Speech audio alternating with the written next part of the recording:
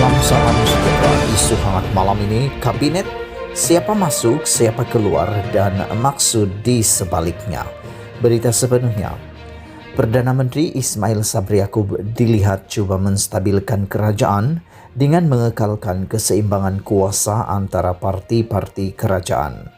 Banyak faktor diambil kira, termasuk kesesuaian keseimbangan gabungan, politik, parti, serta perkumpulan-perkumpulan pemimpin.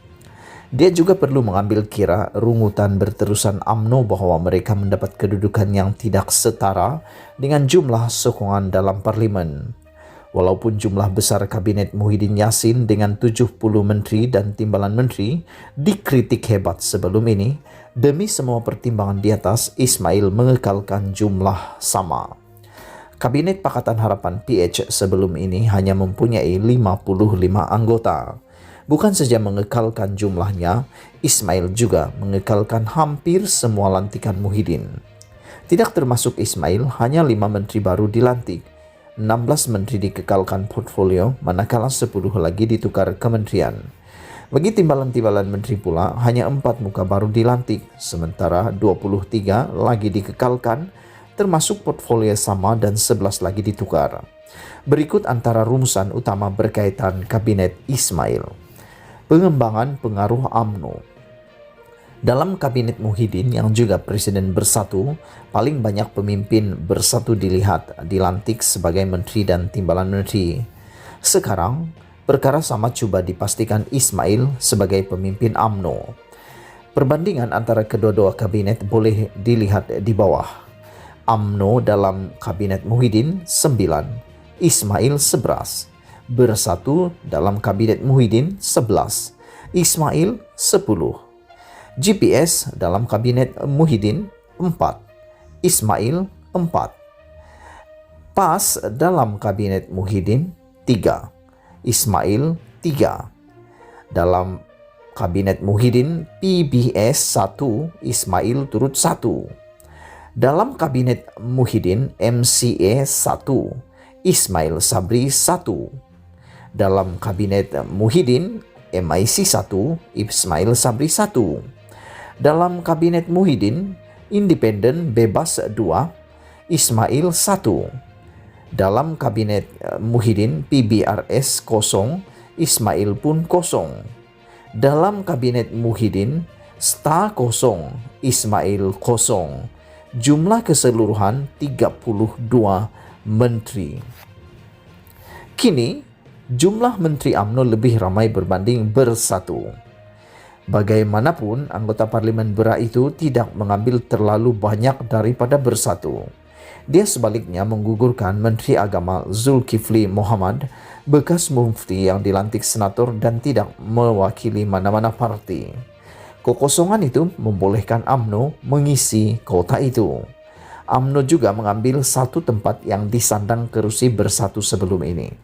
Bagaimanapun, bersatu masih mempunyai jumlah timbalan menteri yang paling ramai. Sama formula lantikan menteri.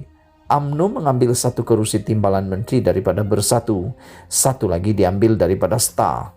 Ia membuatkan Parti Sabah Sekutu Bersatu itu tidak mempunyai sebarang wakil dalam kabinet. Bagaimanapun, sebagai gabungan, PN masih mempunyai menteri dan timbalan menteri paling ramai. Kerajaan Ismail disokong oleh PN, BN, GPS, PBS, dan anggota parlimen bebas.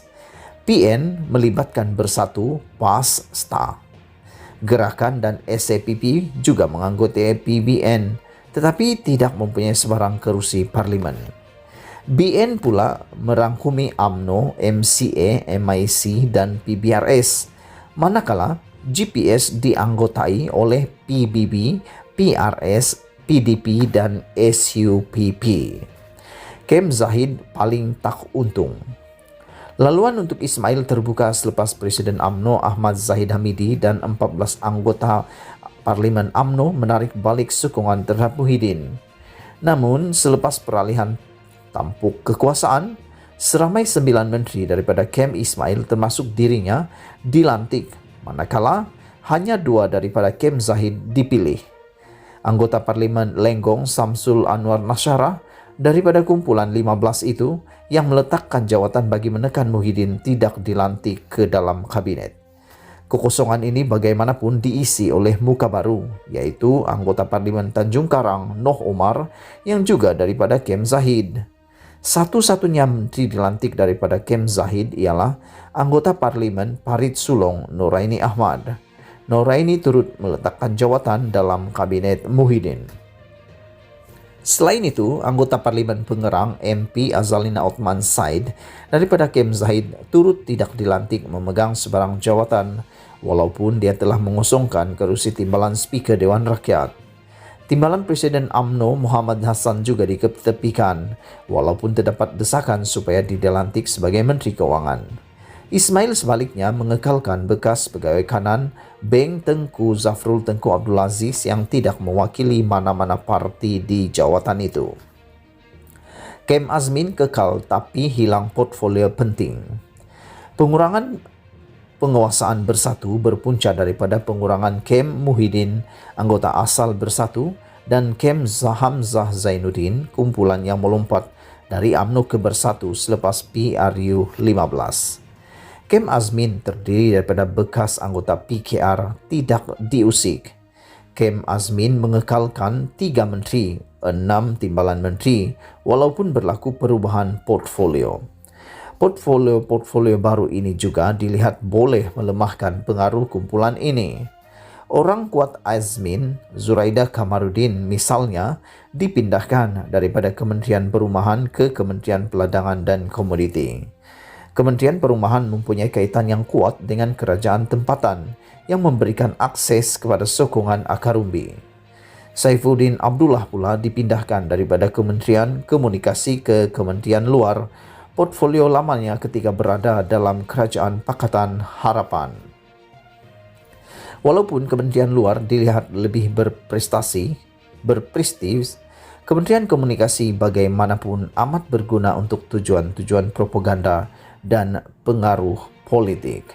Berita dipetik dari Malaysia Kini. Sekian isu hangat malam ini. Jangan lupa tekan butang subscribe dan kita jumpa lagi.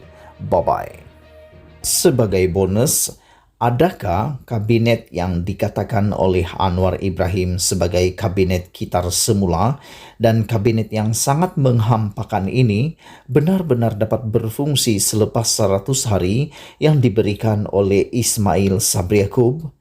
Atau apakah keputusan daripada mesyuarat UMNO MKT UMNO pada malam ini selepas 10 jam Ismail Sabri mengumumkan senarai kabinetnya?